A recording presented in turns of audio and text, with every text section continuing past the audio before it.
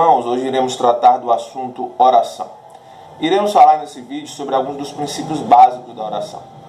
Iremos tratar de algo muito importante, de coisas que necessitamos, que precisamos saber acerca da oração. O texto em que vamos estar embasado neste vídeo, nesta mensagem, é a primeira epístola de Paulo aos Tessalonicenses, capítulo 5 e verso de número 17. Então, localize na sua Bíblia a primeira epístola de Paulo aos Tessalonicenses, capítulo 5 e verso de número 17. Que diz: orai sem cessar. Apenas até aí. Orai sem cessar. 3 palavras. Meus queridos irmãos, esse texto tem como escritor, como eu já falei, o apóstolo Paulo. E Paulo escreve essa exortação aos crentes da igreja de Tessalônica. E ele fala isso na parte final da sua epístola, onde ele fala da volta do Senhor Jesus, da necessidade de vigilância, de sobriedade e da vida congregacional dos crentes. Mas para entendermos a exortação, orai sem cessar, é importante a priori que a gente entenda o que é oração. O que significa o verbo orar? Outra coisa que também é importante que a gente entenda é por que é tão importante orar? Por que devemos orar? Se a gente não entendermos essas duas coisas, o que é oração e por que devemos orar, jamais vamos compreender a exortação do apóstolo Paulo, orai sem cessar. Então, eu quero começar pelo que é a oração, certo? Vamos começar pelo que é a oração. A oração é um processo comunicacional de mão dupla. Veja o que Davi diz no Salmo de número 5 e no verso de número 3. Acompanhe na tua Bíblia. Diz assim: de manhã, Senhor, ouves a minha voz. De manhã te apresento a minha oração e fico esperando a resposta. 2 aspectos podem ser destacados na expressão de Davi, que é: a gente ora e Deus responde.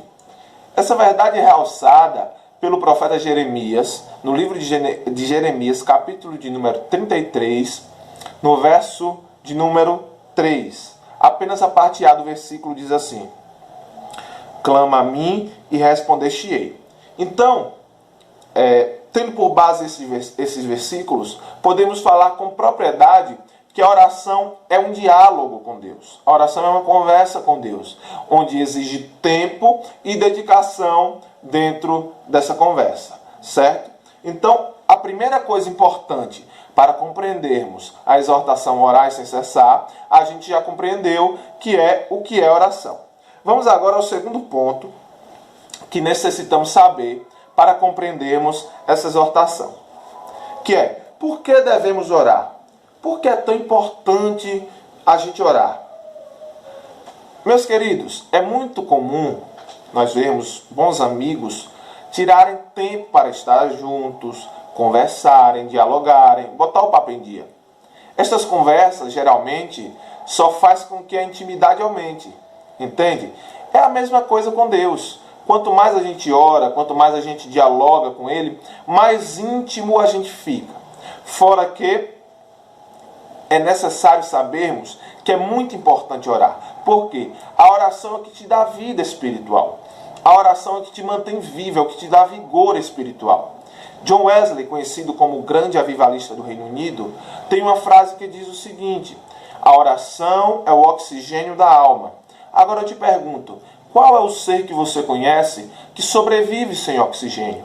Não existe ser algum que sobreviva sem oxigênio. Então, a oração é o que te mantém vivo. É muito importante orar. Por quê? Por causa dessas duas coisas. A gente fica mais íntimo de Deus, com Deus, e porque a oração te mantém vivo. A oração te dá o vigor espiritual, certo?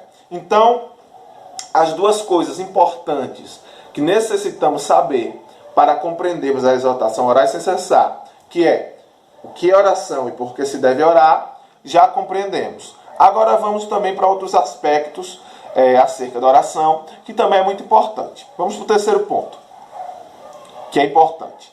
Veja, Deus rejeita algum tipo de oração? Também é muito importante saber isso, porque tem tudo a ver com a oração. Deus rejeita algum tipo de oração? O que é que você acha? A resposta é sim, e eu vou lhe provar isso biblicamente. Vamos lá. Primeiro tipo de pessoa que Deus rejeita a oração. O primeiro tipo de pessoa que Deus rejeita a oração é daqueles que se afastam para não ouvir a palavra dele, a palavra de Deus. Veja o que diz em Provérbios, capítulo de número 28 e verso de número 9. Diz o seguinte: aquele que desvia o seu ouvido de ouvir a lei, até a sua oração será abominação. Então esse é o primeiro tipo de pessoa que Deus rejeita a oração. O segundo tipo de oração que Deus rejeita é do orgulhoso. Veja o que diz em Lucas, capítulo de número 18, a partir do verso 9 ao 14. Eu vou ler para você. Acompanhe comigo.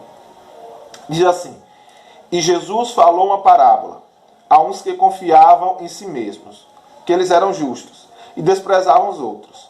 2 homens subiram ao templo para orar, um fariseu e outro publicano. O fariseu em pé orava consigo mesmo, dizendo: ó Deus, eu te agradeço porque eu não sou como os outros homens, adúlteros, injustos e mentirosos. Nem como este publicano, eu jejuo 2 vezes na semana, dou os dízimos em tudo quanto possuo. E o publicano em pé de longe dizia, e nem queria olhar para o céu, mas batia no peito e falava: ó Deus, tende misericórdia de mim, que sou pecador. E Jesus finalizou dizendo: eu vos digo que este desceu para a sua casa justificado em vez do outro, porque todo que se exaltar será humilhado, e o que se humilhar será exaltado. O terceiro tipo de pessoa que Deus rejeita a oração é do marido que agride, que maltrata sua mulher. Veja o que diz em 1 Pedro, capítulo de número 3 e verso de número 7. Acompanhe comigo. Diz assim: vocês maridos, coabitai com elas de acordo com o conhecimento, dando honra à sua mulher como vaso mais frágil, como sendo co-herdeiras da graça da vida, para que as vossas orações não sejam impedidas. E o quarto e último grupo de pessoas que Deus rejeita a oração é do egoísta. Veja o que diz em Tiago, capítulo 4 e verso de número 3. Diz assim: pedis e não recebeis, porque pedis mal, para consumirdes em vossos deleites. Então o texto trata do egoísmo, dos egoístas, certo? Vamos agora para o quarto ponto importante acerca da oração, que é o que Deus espera da gente, o que Deus espera das nossas orações. O que é que você acha que Deus espera da minha e da sua oração? É muito simples. Deus espera sinceridade, até porque Deus conhece todos os pensamentos. Deus está em todos os lugares. Então, não há como esconder nada de Deus, certo? Então, Deus espera das nossas orações sinceridade. O salmista diz que antes mesmo de que a gente fale, de que a gente peça algo a Deus, Deus já sabe tudo que iremos pedir, falar ou dizer.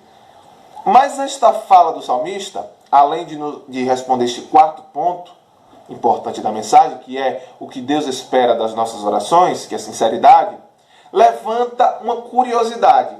E essa curiosidade é o quinto ponto importante desta mensagem, que é: se Deus já sabe o que iremos pedir ou dizer, por que então dizer para Ele? Por que então falar para Ele?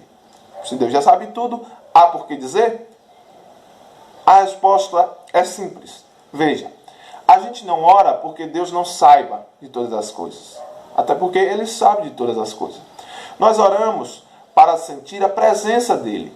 Nós oramos, como eu já disse, para ficarmos mais íntimos dEle, para ganharmos mais intimidade com Ele. Fora que a oração é uma necessidade. Como eu disse, a oração é o oxigênio da alma, como John Wesley diz. Mas a oração, na verdade, é uma necessidade. Por quê? Porque ela é o que nos dá vigor, é o que nos dá vida espiritual. Então, por essa razão, devemos falar, devemos se expressar, certo? Porque nós não oramos porque Deus não sabe de todas as coisas. Nós oramos por esses motivos, certo? Então, vamos agora ver alguns exemplos de pessoas que oravam na Bíblia. Eu quero te citar alguns personagens bíblicos que oravam e os resultados dele, certo? O primeiro personagem bíblico que orava era Ana, mãe de Samuel. Essa história você encontra lá no livro de 1 Samuel, capítulo de número 1 e verso de número 10, certo? Outro personagem bíblico que orava, a Bíblia nos diz que ele orava 3 vezes ao dia, era Daniel. E esta história você pode acompanhar em Daniel, na sua Bíblia, Daniel capítulo de número 6 e verso 10, e Daniel capítulo 9, do verso 20 em diante, certo? Outro personagem que orou muito, a Bíblia nos diz que orava muito, era Josué. Josué orou, e quem não sabe, né, o poder da oração de um íntimo, né? A Bíblia diz que a oração de um justo pode muitos seus efeitos. Então, a Bíblia nos conta que, através da oração de Josué, Deus fez o sol parar. Veja que coisa linda, coisa interessante. O outro personagem que orava era Ezequias. Além de Deus mudar a sentença que era de morte para a vida de Ezequias, Deus faz o sol retroceder através da oração de Ezequias. O próprio Jesus orava constantemente. Se você for olhar em Mateus capítulo de número 14, no verso 23, em Marcos capítulo de número 1, verso 35, Lucas capítulo 6, verso 12, vai mostrar Jesus orando, certo? Vamos para o sexto e último ponto importante acerca da oração, que é o que fazer quando uma oração não tem resposta. Esse é o último ponto desta mensagem. Então preste bastante atenção. O que fazer quando uma oração não tem resposta? O que fazer quando Deus está em silêncio com as suas orações? Bom, primeiro é analisar se é da vontade de Deus, analisar se tem base bíblica. Se tiver, prossiga orando até obter a resposta ou até que Deus diga que não, certo? Então, é isso que você deve fazer quando uma oração não tem resposta. É muito simples. Analise se é da vontade de Deus, se tem base bíblica, se tem coerência com a palavra, certo? Se tiver, prossiga orando, certo? Até que Deus diga que sim ou que não.